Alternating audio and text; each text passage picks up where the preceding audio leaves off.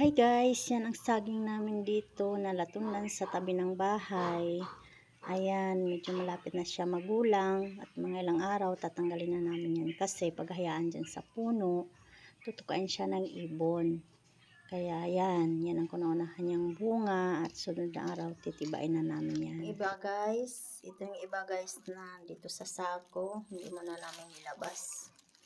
Kasi hindi pa naman masyado hinog.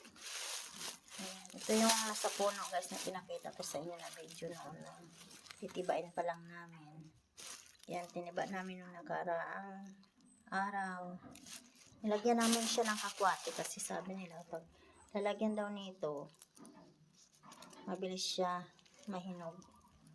Ano tawag nito sa Bisaya sa amin? Tawag nito?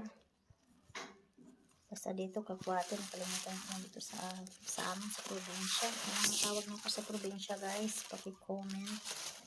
Ito.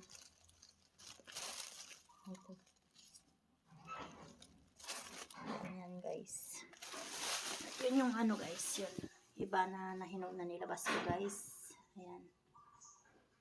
At ibibigay ko sa biyanan ko, guys. Sa apo namin.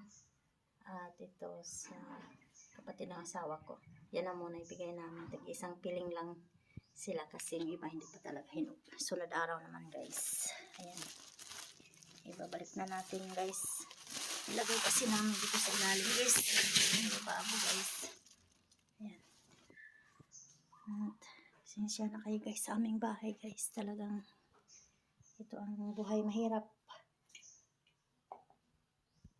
Thank you guys for watching and share sa aming video and subscribe.